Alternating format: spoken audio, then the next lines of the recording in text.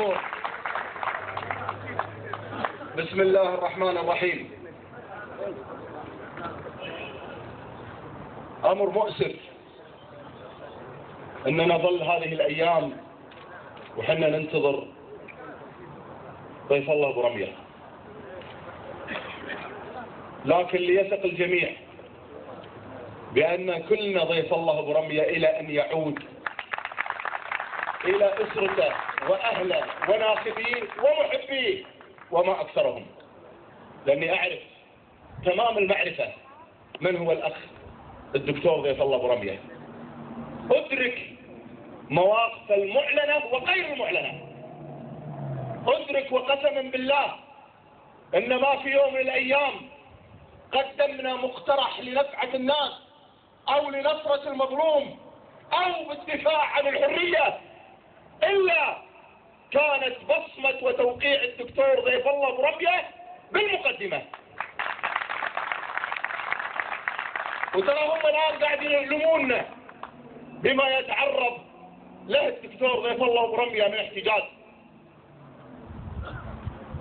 وأنا بقولها الآن: إذا كان الدكتور ضيف الله ذنبه اللي يعتبرونه ذنب إنه قال وجهة نظر ورأي حول النائب الأول، واعتبر أي طرف من الأطراف أن هذه ظنون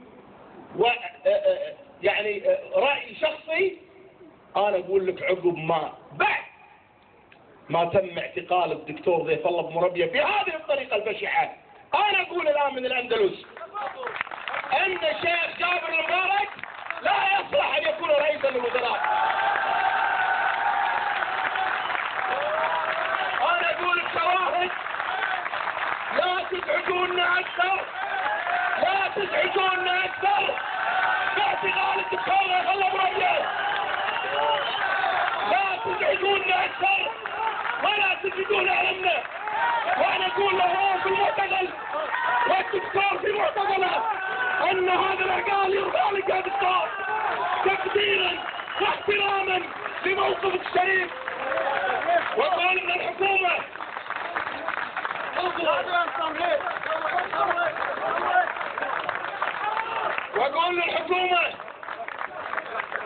وقول للحكومة ما حد فيكم يملك بأن يكون هو الخصم والحكم، ما حد يملك، والله يتعدى قبل ما يرجع له الله إن شاء الله، ما حد يملك أن يكون هو الخصم والحكم.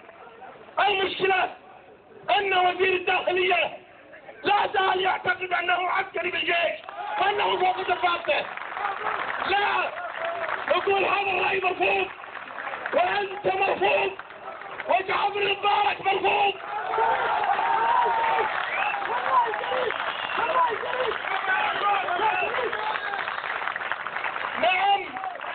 نعم ستنتصر النيابة، نعم سينتصر صوت الحق، وبإذن الله سنحتفل معكم بإذن الله بعودة الدكتور ضيف الله أبو رمية معزز مكرم، نائب الأمة، المدافع عن الحريات، المدافع عن حق الناس في الحياة وفي المعيشة.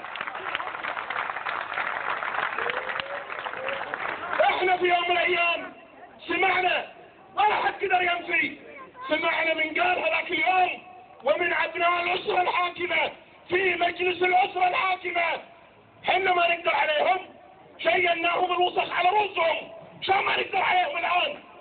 اما كان ادعى ان من قال هذا الكلام ان يحاسب وفقا للدستور لانه خالف الدستور. أما كان الأدعى أن تذهب من الدولة هذه الإدارة العبثية تذهب لتقبض على من قال هذا الكلام. أنا أقول إذا كان لبعض الوزراء ومنهم جابر المبارك ووزير الداخلية حنا نقول بأن عمركم السياسي قد انتهى بهذا الفعل.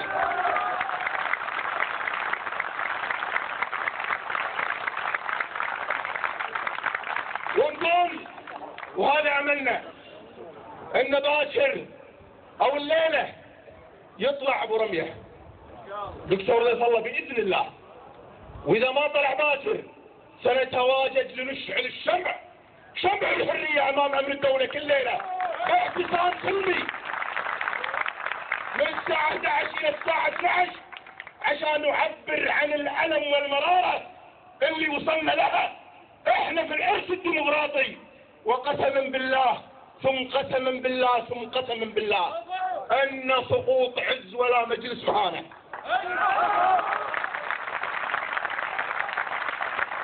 لا يثيرون علمنا، لا يثيرون علمنا ولا يعتقدون انهم دائما يضعفوا، واذا حكومة لا تؤدي شيء ولا تعمل شيء عشان تبرر ضعفها تروح تستخدم عندنا المساس بحضرة صاحب السمو. حنا نقول لهم ترى احترامنا وتقديرنا لحضرة صاحب السمو ليس مرتبط بالنصوص، انما ما هو موجود بالنفوس.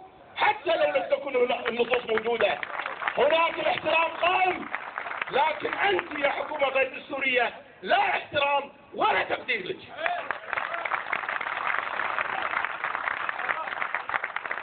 انا ما ودي اطيل، ترى اللي حصل ويا خالد الطاحوس اللي نزل وزنه 20 كيلو خلال هذه الايام، لانه قاعد يشعر بالمرارة والالم.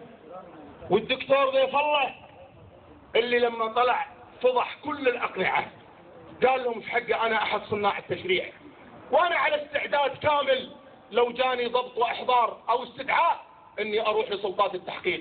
وهذا هو الاجراء عندما تسقط الضمانات الدستورية في دولة القانون ومؤسسة القانون. هني مشكلة. اليوم خالد الطاحوس بعد ضيف الله ابو رمية بعد كل طرف في الكويت يبونا شنو؟ يبونا شعب قبل لا نتكلم. انت لفت ورا ظهورنا نطالع ورانا احد ولا لا؟ لا، ما راح يحصل. حنا قاعدين نفتخر امام العالم باننا نعيش في دولة المؤسسات ودولة الحريات، وقاعدين نفتخر اكثر بان الكويت ما فيها معتقل سياسي واحد.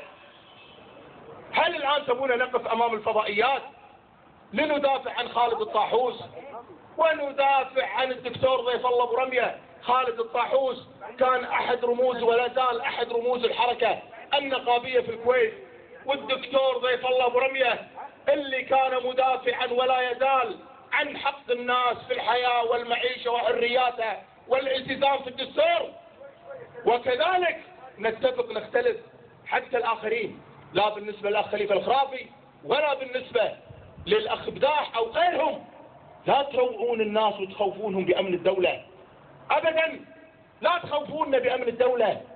ترى في أمرين ما يملكهم إلا الله، ما يملكهم إلا الله سبحانه وتعالى، وهذه هم الأشياء اللي يخاف عليهم منهم الإنسان وعليهم، هي الرزق والحياة، وهذا ما يملكهم إلا الله سبحانه وتعالى. لذلك إطلاقا ترى هناك من يحاول أن يجرنا إلى المربع الخطر، مربع والله سنة وشيعة بدو حضر، لا تستجيبون لهم. وتذكروا دائما وابدا الكويت في 2/8 لما سقطت المؤسسات وسقطت الدولة وكنا مشردين، من كان يعاني من ذل الاحتلال ومن كان يعاني من ذل التشرد كلنا قلنا ويا ليت ترجع الكويت، لو ان شاء الله نلقاها البيوت مهدمة ونقعد على تراب الكويت بخيام. لذلك نقول ملتزمين رقم أنف الحاقدين وأعداء الدستور بالوحدة الوطنية، اقتوي يحضري سن شيعي، الكويت هي الأساس. وبإذن الله سنحتفل معكم بمشيئة الله بالأخ الدكتور ضيف الله ابو رمية، وسنحتفل ورقم أنف الحاقدين بأن يكون الأخ الدكتور ضيف الله ابو رمية أحد أبرز فرسان مجلس 2009.